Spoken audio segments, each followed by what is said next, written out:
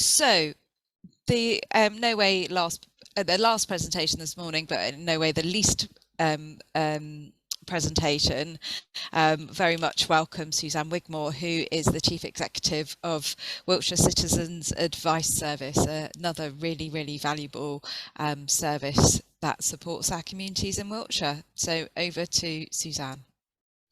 Thank you. Good morning. I did very brief slides. I'm probably not going to show them because it just kind of says who we are and gives our contact details. So as there's not that many here, and it's nice to see your faces, I thought I'd just talk and we can share the slides at the end.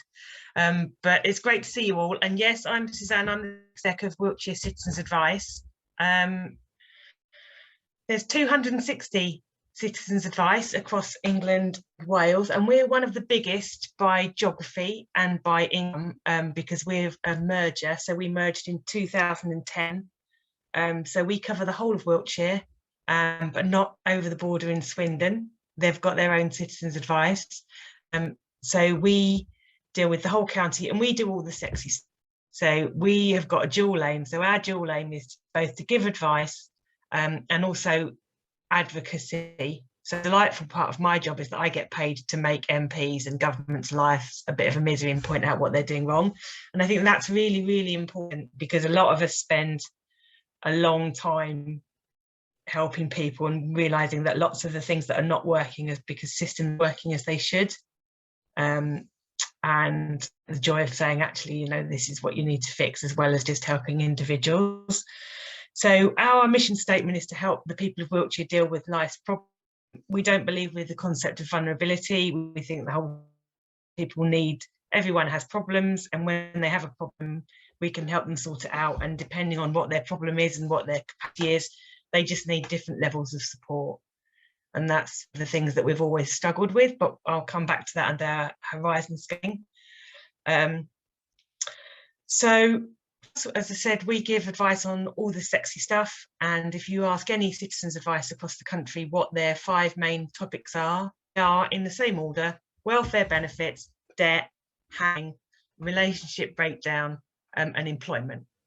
Pretty much, whether you're on the Scilly Isles or whether you're in Durham or whether you're in Northumberland or central Manchester, they're pretty much standard for the whole of the UK. During COVID, for us, those proportions have swung around a little bit. So ironically, in the last 2 years, we've seen far less debt than we would have done because there was lots of easement about what people were collecting debt for, and certainly housing providers have completely changed the way they go about collecting rent arrears. Whereas we saw double the number of employment inquiries we would normally see, which won't surprise anybody. You know, and we all learned lots of sexy new terms like furlough and self-employment support schemes and income floors and all sorts of sort of COVID support that we wouldn't necessarily have before. Life is moving a little bit back to normal for us now. So we're beginning to see our kind of advice profile move back towards,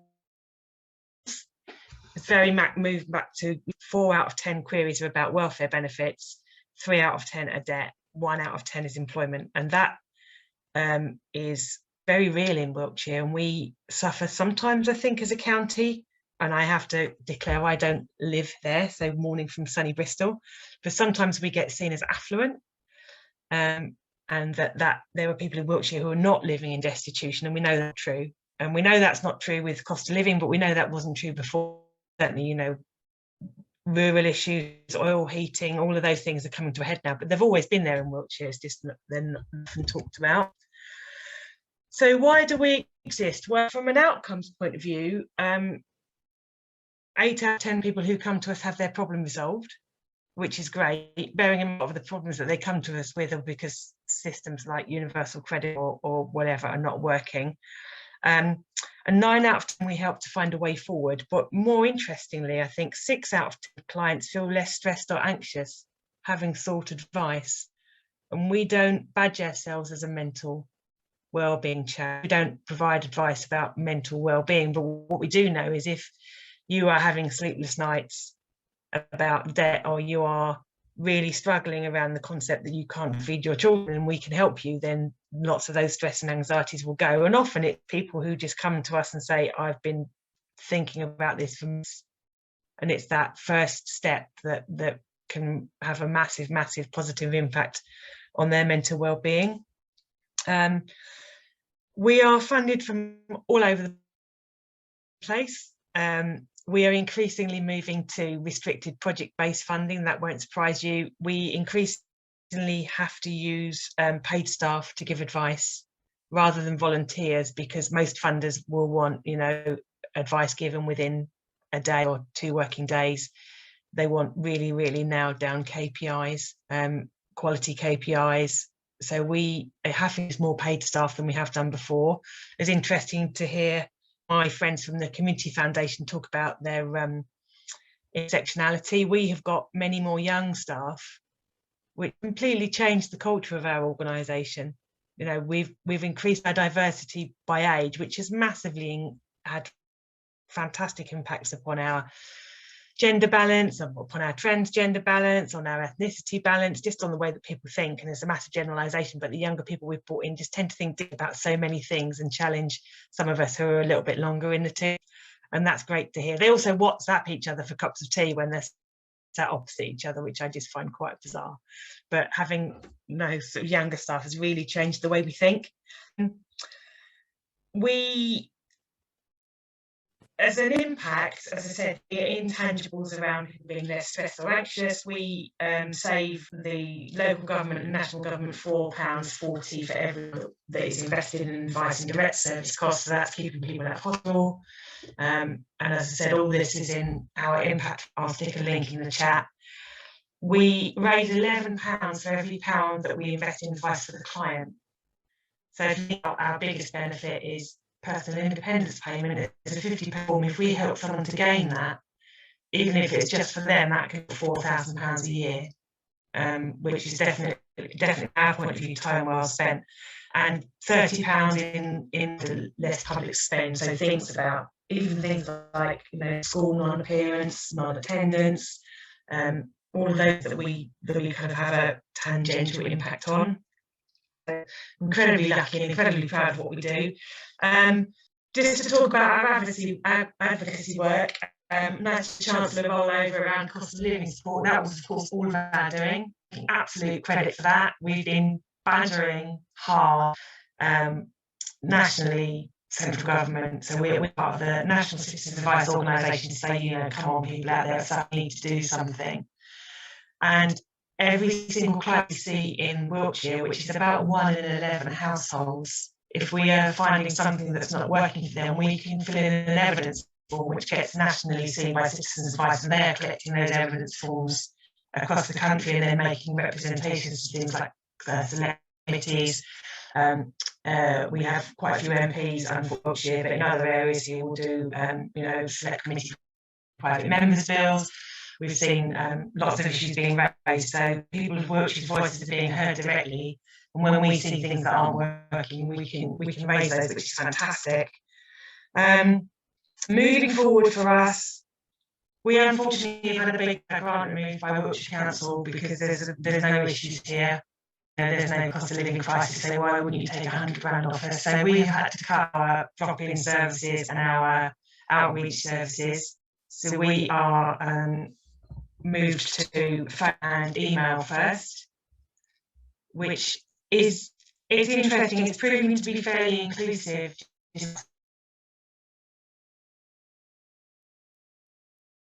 Horrendous experiences of parents with small children who come in on the bus with toddlers in a buggy to drop in, who waited for hours in our drop-in and then had to wait 6 or 7 hours for the next best bus to whichever random village they'd come from. Now, free phone line, just the call, and if you need an appointment, we can see you face to face, either in one of our offices or somewhere that suits. We're also recently getting lots and lots of emails for people who don't have a question that's super duper urgent. So, you know, not the screen's gone up in my house, but we've got a slightly longer term question. We have people email through our website, and the reason that works really well is often they can have someone help them construct the question and then help them deal with the answer. Often when we used to see people face to face, we give them advice and then we can go, I'm sorry, what did you tell me, what did I need to do? in email, so we can set those steps out. We can add links to this is the number you need to call, this is your say. So we certainly don't dismiss digital as a channel for advice, which can be very, very complex. It works really well because we can break that down.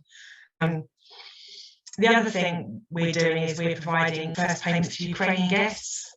So as a bit of a we've just paid £140,000 to Ukrainian guests coming into Wiltshire. And again, email is brilliant for them.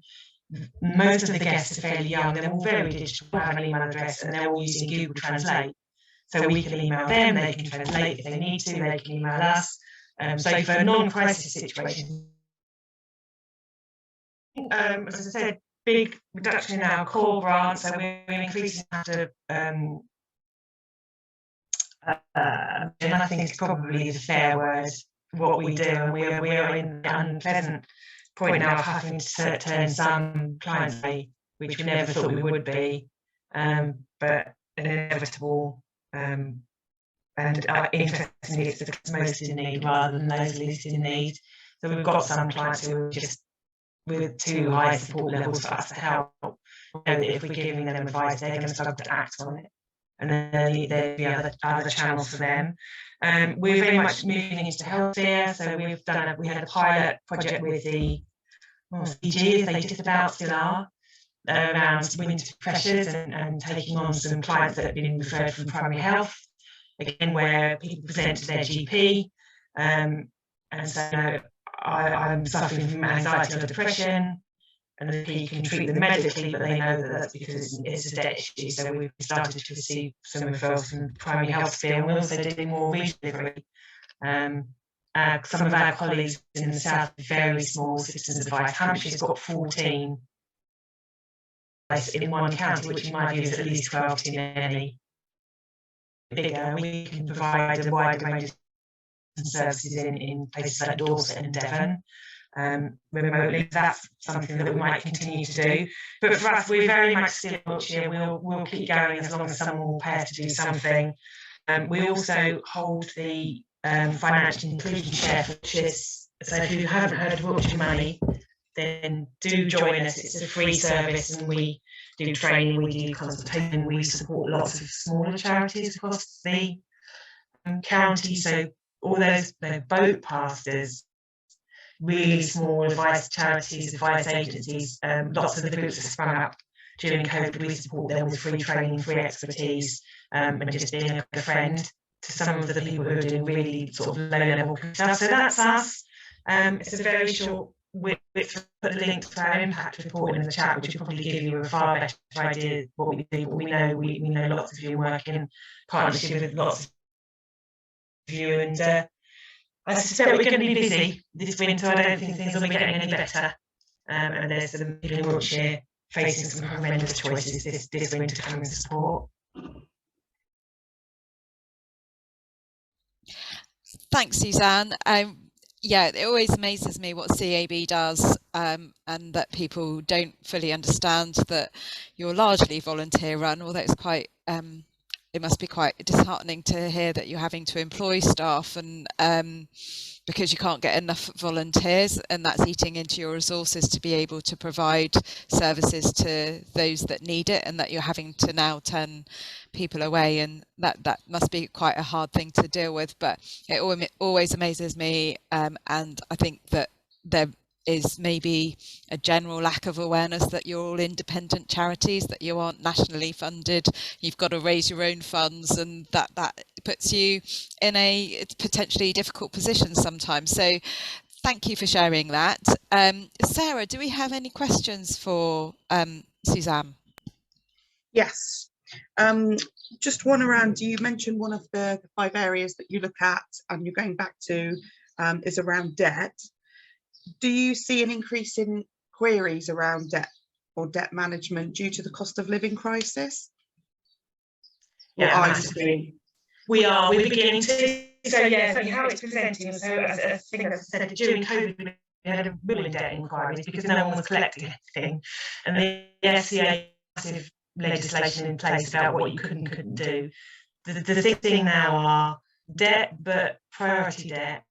So not credit cards and holidays, it's now for food, fuel, water, and people using credit cards to fund everyday payments rather than the nice to have. They're using credit to fund the house. The other thing that we're seeing, and this again is quite disheartening, is the negative budget. So 2 years ago, people would come to us and we would help them and say, okay, spend less here, switch your energy, make claim for benefit, and we can help you balance the books. The problem now is around half the people we come to with debt, we can look at their incomes and their outgoings, and there's absolutely no way that their income, correct though it is going to meet their kind of outcomes. And that's the next big challenge for us is, there is a gap and there's nothing that we can do about that. So then we're looking at discretionary schemes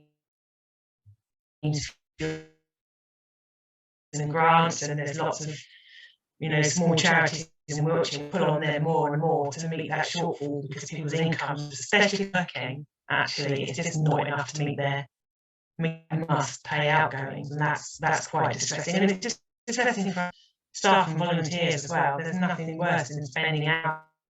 I've got no idea where we're going with this, and that's quite challenging. Okay, and then another question: do you assist with eligibility for benefits and actually help your clients with application forms? Yes, we do, absolutely.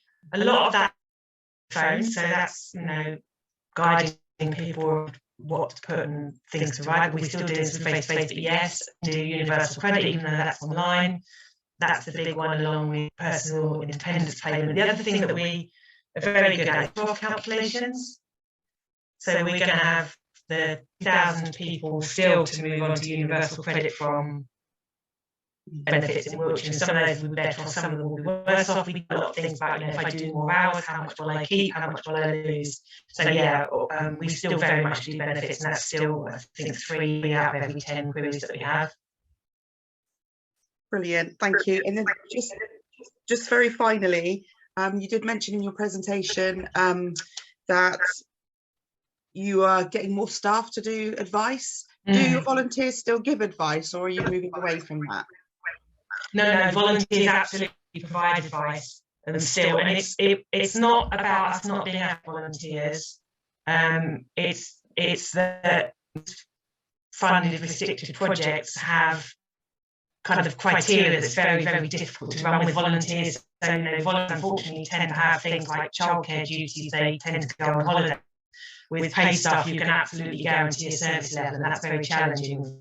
So we absolutely do still use volunteers, but for some or an increasing number of contract services, then you really have to use paid staff, often backed up by volunteers. You have to be able to provide a guaranteed level, and some of our contracts have things like penalties in, so if you don't meet them, they want some of them back. So it's certainly not a capacity issue or issue, it's just very much, we unfortunately can't say volunteers, you have to do 50 Tuesdays in the year. Okay, thank you very much. I'll pass you back over to Anita. Thank you. Thanks, Suzanne. And that it does raise the challenge and also beauty of volunteering, is that it is voluntary and the volunteers don't have to do it. There is no contractual obligation, which means making running a service quite tricky, because you can't expect them to be in when you necessarily need them to be in. So what we're hearing across the week is we need more people to volunteer to keep these essential services keeping going and delivering the services that they within the communities of voluntary within Wiltshire, and that so far we've heard from lots of groups saying that actually there are so many different opportunities for people to volunteer, in a way that actually works for the volunteer, for the person, for the individual, that don't be put off if you see a role.